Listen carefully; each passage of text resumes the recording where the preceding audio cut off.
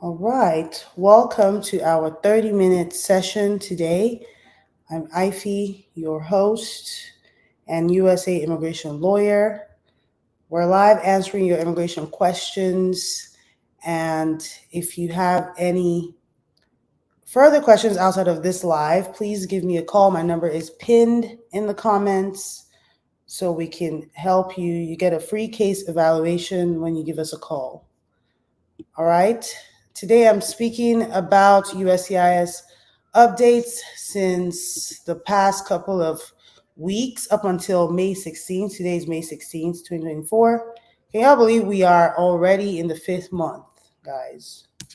We are in the fifth month and time is moving quickly. A lot of you have questions. I see some questions coming on already on TikTok. Hello, Dorothy. Thank you for being here. Island Gal, thank you again for being here, always here. I'm going to get people on Instagram to join us in a little bit, but Island Gal says, why will the USCIS not send a receipt after 4 months? Very common question. Thank you very much for asking. This is really just due to any backlogs, depending on what you filed. I've waited for 3 months for a receipt notice for VAWA cases before. It was gut-wrenching because we thought, did not receive it? What happened? What's going on? But we received it eventually. So that happens. Okay. My husband is in Nigeria and I'm in the USA. I'm having major surgery. Is there any visa? If your husband is in Nigeria, you're a permanent resident or a US citizen, you can file a petition, an I-130 petition for your husband to come into the USA with a spousal visa. That's how you're going to get your husband here. Okay, so file an I-130 petition, but if you're not a U.S. citizen or a permanent resident, your spouse could potentially qualify for a B1, B2 visa, which is just a temporary visa to come into the USA for a specific purpose. All right, he will be required to go back to Nigeria, so keep that in mind. But if you do qualify to adjust status, that's something you could definitely do as well while he is here in the USA. So thank you again for your question. For those of you just joining, welcome in. I'm Ify. I'm a USA immigration attorney licensed to practice nationwide. I help clients file their green card and give them other options to get their legal status. If you're in the USA, you don't have family members, and you're wondering how you could get your green card or at least get your work permit, reach out to me. Let's talk. All right. We're joining on Instagram now for our 30-minute Q&A session where I'm going to be answering your immigration questions one-on-one. For those of you on Facebook and YouTube, feel free to ask questions. And for those of you on TikTok, hello. Thank you very much. Appreciate it. Noah, thank you. I see another question from Simon. Simon says, how long does VAWA take? Mine is pending for 45 months now. Ooh, that's a long wait. That's over the 36, 37 month wait time that I've seen. Very typical with VAWA. But you need to do an inquiry. You need to check in with the VAWA hotline. Do you have an attorney? You should have an attorney for VAWA self-petition so that we're going to figure out what's going on. Or reach out to me. My number is on the screen if you're watching on YouTube and Facebook. On Instagram, I'm going to pin it in the comments. If you're on TikTok, I'm going to pin it in the comments as well. So you all can just reach out to me for a free case evaluation so we can figure out exactly what's going on and what we can do to help. All right. Thank you all. So my topic today was really just giving you all the latest updates with USCIS. A lot of changes have happened, guys. And for the most part, throughout April, we mostly talked about the fee increase. That one was the most popular because it has to do with money and everyone's trying to save and they're trying to file right before April 1st. So that one has passed, but there are some other updates I thought you all would want to know about. So if you're filing your green card, you will need to know this to be up to date on what's going on as far as your eligibility and the requirements. If some requirements changed, this is important for you to know. So I'm going to pin the comment there, and you can give me a call. Can I chat you? Yes, you can send me a text as well. You can call us or give us a text, and we can see how to answer your questions from there. All right. How long does it take for B1, B2 visa? That question really just depends. Oh, hi there. Hey, Nikki on Instagram. It really just depends on where you're at, where you're filing this B1, B2 from. Okay? That's how long it'll take. Let's see. Another person says, how much is regular spouse green card petition? When you say how much, what exactly do you mean? Do you mean the attorney fees or the government fees? Because there are different fees that go into this process. All right. Island Girl, is your EAD renewal that's taking 4 months? Dang, that's long. That's long. We just had a situation at my firm, one of our clients who was waiting for his EAD renewal receipt to be able to continue working, and that took about 6 weeks. And we thought that was pretty long for a case that's already pending, but 4 months is ridiculous. So have you, because at this point you can't even call them to ask because there's no receipt notice, right? And usually your employers needs that receipt notice to grant you the extension. That's one of the updates I'm going to talk about today, guys. So work permit validity extension right now is 540 days. For those of you who already have a work permit and it's expired, but you're not able to file or you're not able to get your new extension or your new work permit before you're working, right? So you need your new work permit. You're just not able to get it right away. And the old one's expired. You get automatic extension as long as you file to renew it and you're still eligible, right? That's the whole point. That's the whole reason why your employers need your receipt notice. All right. For those of you on Instagram, can y'all even hear me? I actually forgot I was using my mic and I just kept it down here. I'm just talking. So give me a thumbs up if you can hear me on Instagram. And those of you on TikTok, I hope I'm answering your questions. I'm still looking out for those on YouTube and Facebook. We're here for 30 minutes answering these questions. Okay, great. Thank you so much. Answering your immigration questions, giving you clarity on how to get your legal status and how to file your green card, how to get your extension. Okay, you need that receipt notice. So, Island Gal, this is an unfortunate situation. Is your employer asking for it at this point? Like, what's your situation with your job? How long before it expired did you apply? Or has it even expired? Because you know you're supposed to apply 6 months before it expires. So if it's taking 4 months, that will still be within the time that you have for the thing, right? So work permit is now extended to 540 days, so you can just continue working. You don't have to be out of a job or anything. Plus, it's now even 5-year work permits. All right, people are now, they've just basically just made it 5-year just from the beginning, so no need for even the extension for some people. All right, welcome to those of you on Instagram. If you just see me for the first time, I'm Ify. I'm a USA immigration lawyer. I'm based in Charlotte, North Carolina, but I help clients all over the USA file their green card. So give me a call if you need help with your immigration stuff. And I'm looking up here to see questions. Island Girl says, tap up the screen, guys. Don't play with her. Tap up the screen. Send some likes and some shares, okay?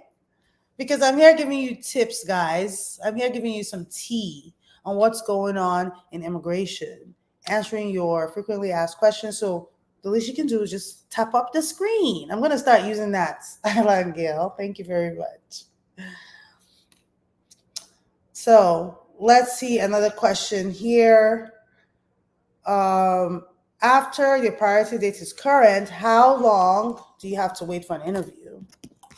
After your priority date is current, it really depends. I guess you're outside the USA. It will depend on your category for you to then get your interview. All right. For attorney fees, that's discussed during the consultation. I'll have to discuss with you one-on-one to tell you what your fee is going to be, right? Because it depends on your case. Every case is different. Some people need a joint sponsor. Some people need a waiver because they have an inadmissibility. Some people don't have a lot of proof of marriage, so we need to go with a different route, okay? So everyone is different. Your fees are going to be different. So give me a call. I can give you a quote. All right. So Blessed Queen, F2A category. If you're documentarily qualified, you're going to still wait for another couple of months to get your interview. Now, some countries might be backlogged. Blessed Queen, it sounds like you might be Nigerian. Are you Nigerian? Are you in Nigeria waiting for your interview? It might take a while in Nigeria, though. Okay. Sarah Tisdale, thank you for being here. Reminds me of Ashley Tisdale. Sarah says, what to do when my spouse disappeared after getting conditional. Sarah, so it sounds like you are the U.S. citizen and you're wondering basically what to do as the U.S. citizen. If your spouse disappeared, if the marriage is not working, I'm guessing you're filing for a divorce. What else would you want to do if you are the U.S. citizen, right? Because if they have a conditional green card, they'll need to remove conditions. So at this point, people can remove conditions after a divorce. It really just depends on the whole scenario, all right? African Prestige, thanks for your question on Instagram. Give me a thumbs up if you're still here. But the question says, how can I apply for a fiance visa? And that is really just dependent on your status. Are you a U.S. citizen? Because you need to be a U.S. citizen to actually file a fiance visa petition. That's the requirement for one. And then have you met this person that you're going to file for your fiance in person? A lot of people call me when they've just talked to someone online for a number of months and they feel like they're in love and they want the person to come over and see them and they want to file a fiance visa. I'm like, well, it doesn't quite work that way. Yeah. You need to actually be a U.S. citizen. I have to see this person at least once before you file. Okay, once within the 2 years of you filing, that's the requirement. So let me know, African Prestige, if you meet those requirements, and then we can talk about helping you file. It's an I-29F procedure, and then you provide evidence of your real relationship, just like with a marriage, but the only difference is you're not married, so there's no marriage license required, right? Kelly Weezy, thanks for your question. I'm going to read that out in a little bit. I see more questions on TikTok here, so I'm going to switch back and forth. Guys on Facebook and YouTube, like, what's up? I see y'all watching me. Ask your questions, or at least give us a thumbs up. If you're getting some value from this, make sure you share with your friends and join us every Tuesday and Thursday to answer immigration questions. All right. Sarah Tisdale says, do I notify USCIS of the divorce? I mean, you could. I think your spouse will also need to notify them as well since he has a conditional green card. So that's definitely going to be one of the requirements. Okay.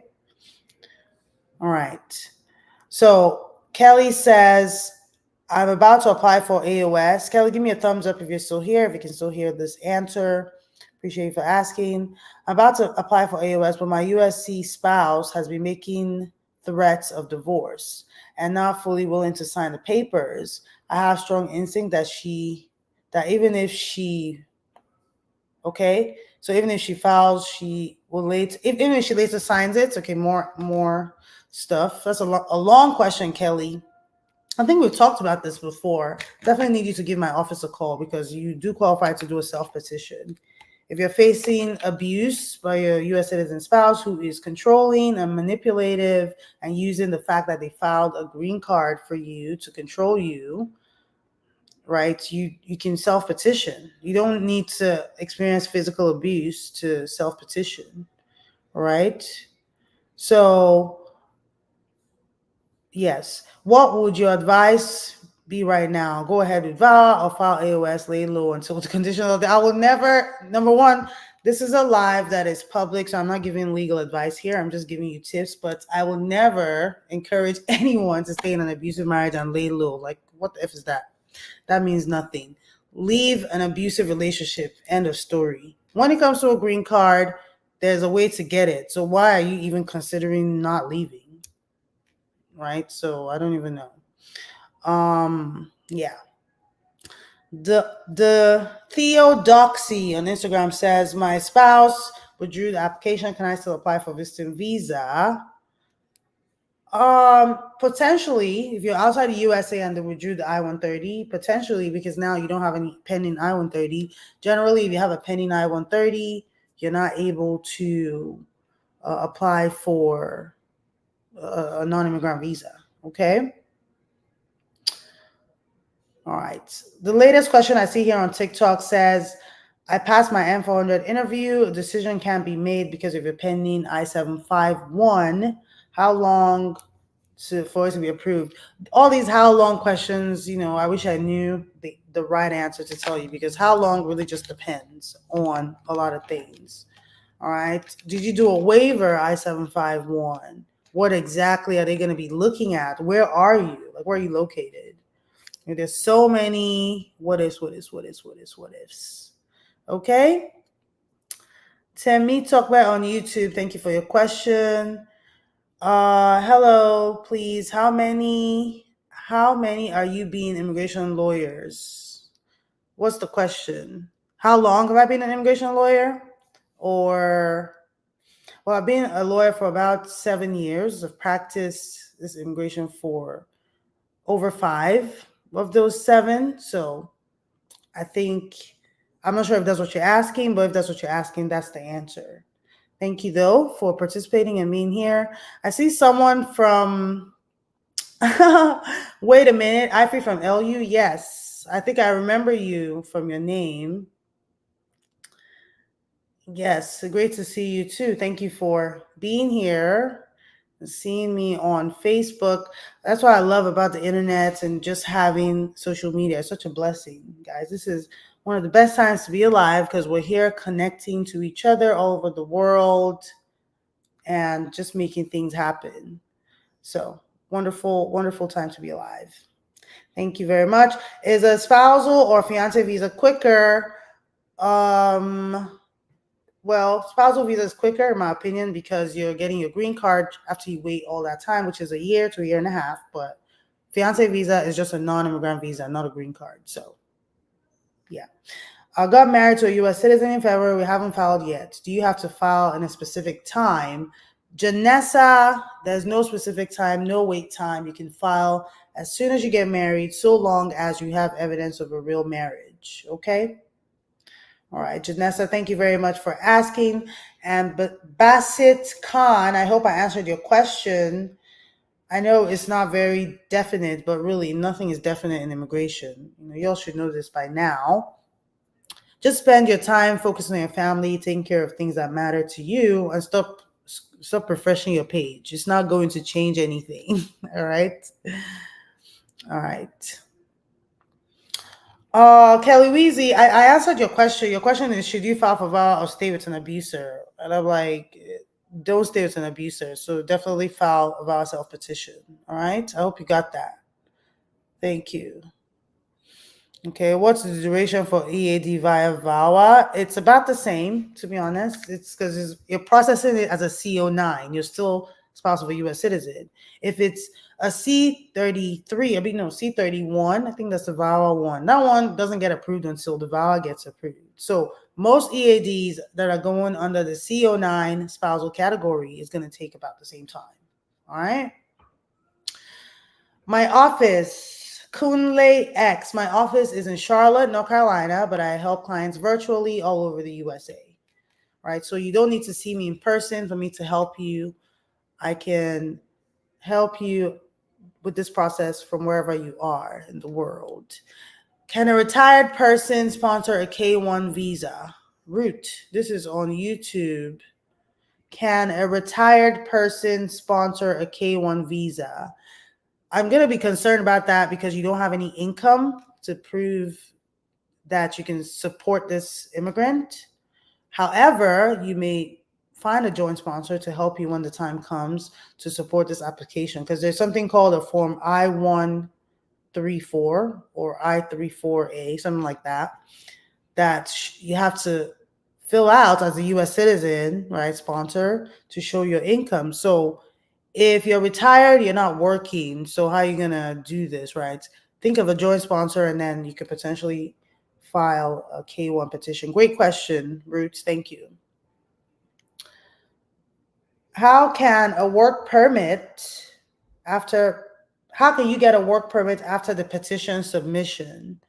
Okay, for this question on TikTok, it sounds like you only filed the I-130 petition and not the whole green card adjustment of status, and I'm wondering why.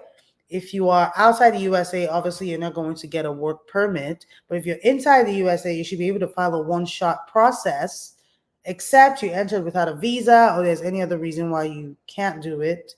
Then unfortunately you're not going to be able to get a work permit, because your work permit is based on your adjustment of status, not the petition. Okay. All right.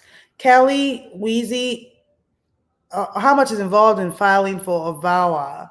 VAWA self-petition attorney fees will depend again on your case, and different things involve different attorneys. So I don't really know how much it's going to cost you. But when it comes to the form fees, since April, we actually proved that with some of our VAWA cases that came through the mail.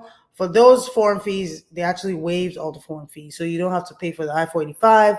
You don't have to pay for the I-765 or the I-131 if you qualify to file a travel permit. All right. So I-131 is travel permit. The other one is a work permit. You don't have to pay for those. But when it comes to attorney fees, you're going to have to book a consultation with me to get that information. All right. So if you don't have all the funds, can you make deposits for filing? Janessa is asking about form filing fees, which is currently $3,005 for those of you filing an adjustment of status through marriage, is $3,005 altogether.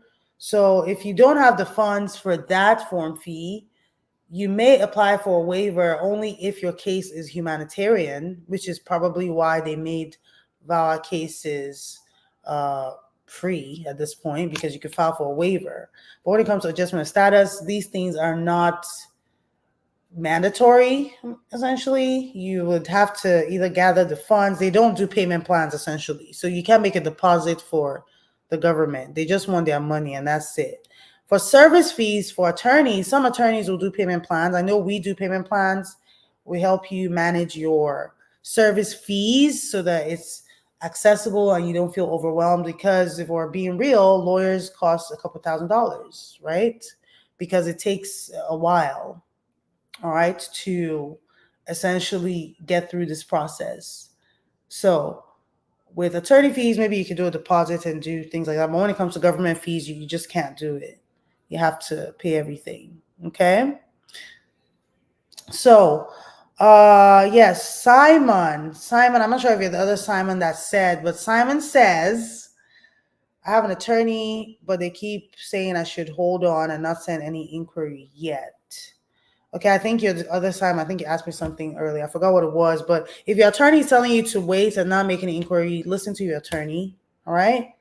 I have some clients who really think that they know more than me. I'm like, well, if you knew more than me, I don't know why you hired me, right? And then when they think about it, they're like, oh yeah, that's true. I hired you for your expertise, and then they chill. Even though whatever is happening for your friends is happening, or whatever is happening around you, your case is not another person's case. You need to listen to your attorney. Okay? All right. Janessa, you're welcome. Thank you for watching. Make sure you follow on Instagram, TikTok, Facebook, YouTube. for our lives every Tuesday and Thursday. We're coming in at noon when you're all at lunch so we can talk about immigration, answer your frequently asked questions. I obviously can't get to everyone, right? Because we have thousands of followers and a lot of you watching right now. So please book a call with me. Get a free case evaluation by giving us a call with the number that I pinned in the comments. For those of you on Instagram and TikTok, that pinned it in the comments for y'all. But you can check the link in my bio, though, for that number. Just give us a call. You get a case evaluation and book a consultation with me so we can get you started. All right. Thanks for the follow, Kunle. Root says this is on YouTube for the question relating to the K1 sponsorship. So let's see. So this retired person gets Social Security and disability and VA benefits.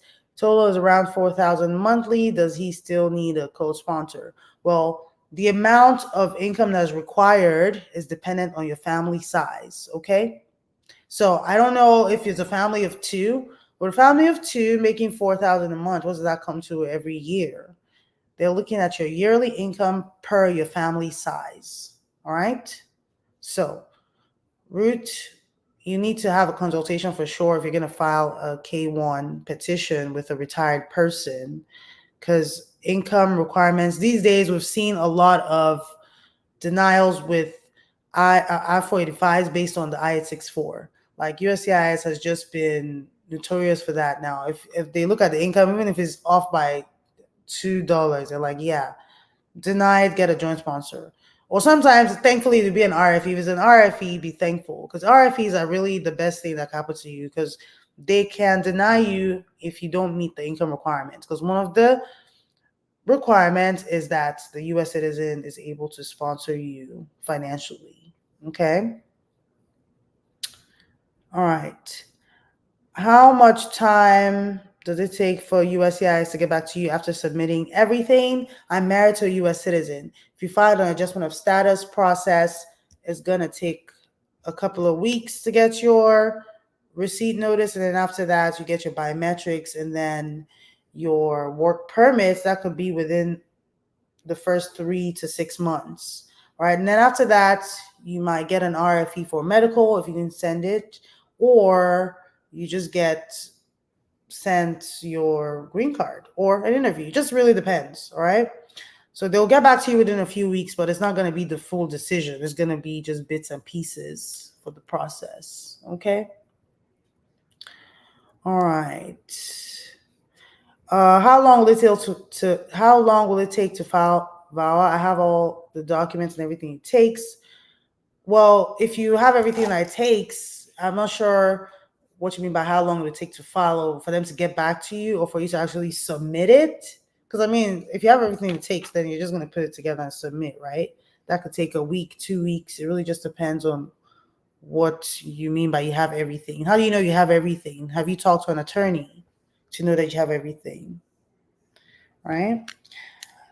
All right. I think I do have a consultation coming up shortly, so I'm going to wrap up here, but it's been almost 30 minutes with me here today. For those of you who have just joined, I'm Ify, USA immigration lawyer, and I'm helping you answer your immigration questions. Let me see what my consultation is about today.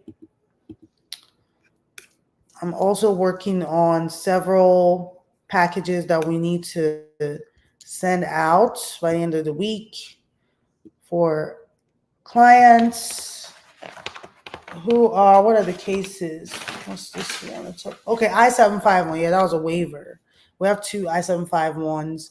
This is for those with conditional green cards who need to remove their conditions, but there's marital issues. So have that. Okay, let's see. Today's consultation is filing for our spouse abroad. They want to get assistance. Okay, so this is a simple I-130 petition case. If you have your spouse in the USA, or outside the USA rather, you can file an I-130 petition, start like that. Okay. Thanks, Mimi, for the follow and the likes. Tap up the screen, guys, like Island Gale said. Tap it up. All right. Is it okay if your spouse sends just one task to return for your change of status form? I'm not sure I understand the question. Ben, tell me again on TikTok. Do we need two separate biometrics for travel docs and work permits? No, you do not. You need just one. They'll send you one biometrics when they have your fingerprints, they know everything, and that's it. They'll send you a combo card, or they might send it separately. It just depends on where you're located, okay, with that stuff. 111. All right. That's my favorite time on the clock. And it is 30 minutes with this live. So I'm going to hang up and join my consultation. I invite all of you to book with me. Right now, my consults are $199. So if you call and you get your case evaluated and we're a good fit, you can definitely get on a Zoom call with me from wherever you're located, and I'll be able to help you get started on a case. Especially you, Kelly, give us a call. You definitely do qualify for a self-petition, so definitely give us a call. All right. Again, it's been real. I'm Ivy, USA immigration lawyer. I won't get tired of saying that. So you guys are going to remember to give me a call if you need help with your immigration. All right. Bye-bye. Have a wonderful rest of your day. Appreciate all the questions. I'm sorry for those who I could not answer their questions.